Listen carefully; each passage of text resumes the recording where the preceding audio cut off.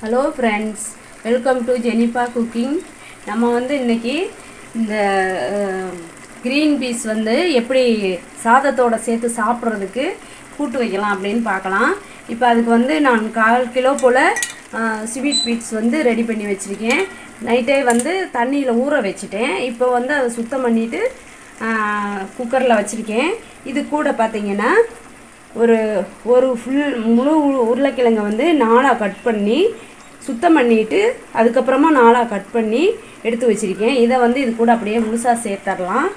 அப்புறமா ஒரு 6 பல் போல் பூண்டு எடுத்து உடச்சி வச்சுருக்கேன், அதையும் சேர்த்துடலாம். அது கூட வந்து உப்பு சேர்த்துடலாம். தேவையான அளவு உப்பு சேர்த்துட்டு இது வந்து இப்போ குக்கரில் வச்சிடலாம். இது வந்து ஒரு செம்பு தண்ணி வச்சு நான் வந்து இப்போ இதை வந்து வேக வைக்க போகிறேன். இப்போ இது வேகிற டைமில் பார்த்திங்கன்னா இதுக்கு 4 தக்காளியும் ஒரு பெரிய வெங்காயமும், பெரிய சைஸ் வெங்காயம் 1 மட்டும் எடுத்து வச்சுருக்கேன். இதை வந்து கட் பண்ணி எடுத்துகிட்டு தேங்காய் அரைச்சி கலவை ரெடி பண்ணிக்கிறலாம். இது வந்து இப்போ வேகட்டும். இப்போ வந்து பயறு நம்ம இந்த மாதிரி வேக வச்சு எடுத்துட்டோம். இதில் பார்த்திங்கன்னா அந்த பயறு நல்லா இந்த பதத்துக்கு வந்துடணும். நல்லா அந்த குழஞ்சி போயிருக்கும்ல, அந்த மாதிரி இருக்கணும். அப்போ தான் டேஸ்ட்டாக இருக்கும். இப்போ இதில் இருந்து இந்த உருளைக்கிழங்கை எடுத்துடலாம், பிரித்து எடுத்துடலாம்.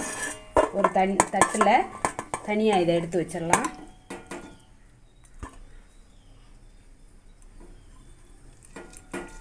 இப்போ இது வந்து ரொம்ப சூடாக இருக்குது. சூடு ஆறுறதுக்காக இதை வந்து எடுத்து வைக்கிறோம். இதை எடுத்து வச்சுட்டு இப்போ நம்ம அடுப்பில் வச்சுருக்கிற கடாயில் எண்ணெய் சேர்த்துடலாம். தேவையான அளவு எண்ணெய் சேர்த்துட்டு எண்ணெய் சூடானதும் கடுகு உளுந்தம் பருப்பு வந்து சேர்த்துடலாம். எண்ணெய் சூடாகட்டும்.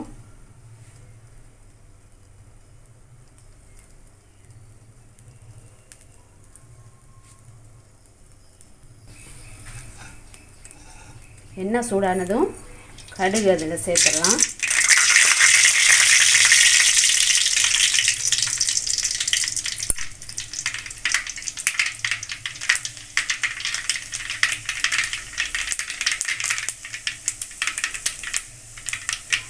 இப்போது கடுகு உடஞ்சதும் அது கூட வந்து ஒரு ஸ்பூன் சோம்பு, கசகசா சேர்த்துடலாம். சோம்பு வேண்டாம், கசகசா மட்டும்.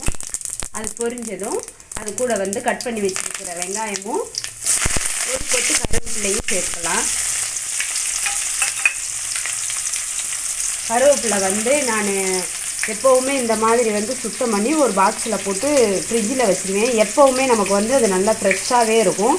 அப்படியே நம்ம எடுத்து யூஸ் பண்ணுற மாதிரி இருக்கும். இப்போது இந்த வெங்காயத்தை நல்லா கிளறி விட்டு வெங்காயம் வந்து கண்ணாடி பதத்துக்கு வந்ததும் இதில் தக்காளி வந்து 4 தக்காளி கட் பண்ணி வச்சுருக்கிறத சேர்த்துடலாம். இப்போது இந்த வெங்காயம் கிளறி விட்டுட்டு இந்த வெங்காயம் அந்த பதத்துக்கு வர்றதுக்கு முன்னாடி இந்த எடுத்து வச்சுருக்கிற உருளைக்கிழங்கை வந்து தோல் எடுத்துடலாம். இந்த மாதிரி நல்லா குழஞ்சி தான் இருக்கும், அதனால் தோல் எடுக்க ஈஸியாக இருக்கும். நம்ம இப்படி எடுத்தோம்னாலே இந்த தோல் ஃபுல்லாக வந்துடும்.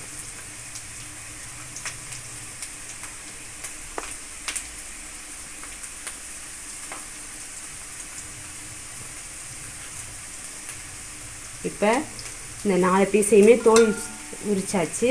இதை பார்த்திங்கன்னா இந்த மாதிரி கரண்டி வச்சுட்டு இதை நல்லா நல்லா பொடியாக்கி வச்சிடலாம்.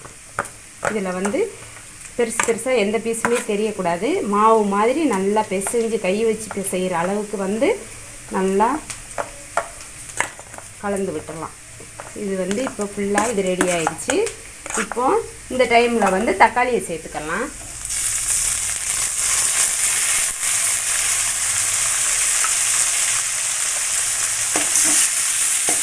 தக்காளி நல்லா கிளறி விட்டுருவோம். தக்காளி வந்து இந்த பேஸ்ட் மாதிரி பதத்துக்கு வந்ததுக்கப்புறமா காட்டுறேன். இப்போ வந்து தக்காளி நல்லா இந்த பேஸ்ட் மாதிரி ஆயிடுச்சு. இது கூட நான் வந்து வீட்டில் அரைச்சி எடுத்த மசால் பொடி 2 spoon, 1 spoon mutton masala, 1 spoon மல்லித்தூள் எடுத்திருக்கேன். இதை வந்து இது கூட சேர்த்துக்கலாம். சேர்த்துட்டு அப்புறமா மஞ்சள் தூள், நல்லா கிளறி விட்டுடலாம்.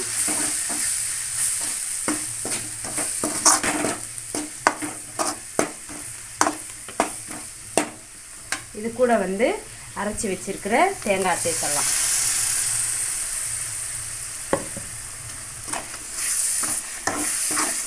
நல்லா கிளறி விட்டுருங்க.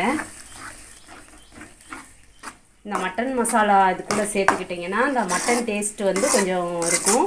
அப்போ வந்து இன்னும் கொஞ்சம் டேஸ்ட்டாக இருக்கும். இது வந்து ரசம் வச்சுட்டு அப்படியே இந்த பயரை வந்து இது கூட சேர்த்து அப்படியே அதை மட்டும் ரசம் வச்சு அதுக்கு சைடாக வச்சு சாப்பிட்லாம். இது தோசைக்கும் நல்லாயிருக்கும்.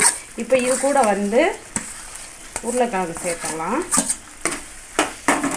இதுக்கப்புறமா ரெடி பண்ணி வச்சுருக்கிற பயர் எடுத்து இது கூட சேர்த்துட்டு 1 கப்பு தண்ணி ஊற்றி நல்லா வந்து கிளறி விட்டு கொதி வர்ற வரைக்கும் விட்டுட்டு கொதி வந்ததுக்கப்புறமா காட்டுறேன்.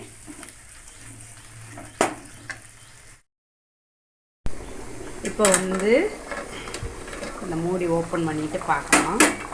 இதில் வந்து இந்த பயறு உருளைக்கிழங்கு எல்லாமே வந்து சேர்த்து தேங்காய் சேர்த்து எல்லாத்தையும் நல்லா கொதிக்க விட்டாச்சு.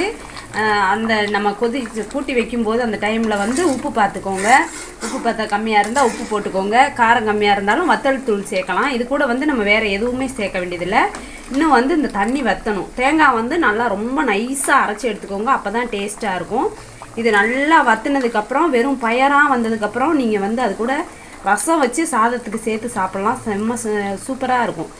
அப்படி இல்லை அப்படின்னா இன்னும் கொஞ்சம் தண்ணி வற்றி இது ஓரளவுக்கு கிரேவி மாதிரி வந்ததுக்கப்புறமா இது மட்டும் வச்சு தோசை, இட்லி, சாதத்துக்கு எல்லாத்துக்குமே சேர்த்து சாப்பிட்லாம். சூப்பராக இருக்கும். ஒரு வட்டம் நீங்கள் வந்து வீட்டில் ட்ரை பண்ணி பாருங்கள். பார்த்துட்டு கமெண்ட் பண்ணுங்கள். அடுத்த வீடியோவில் சந்திப்போம்.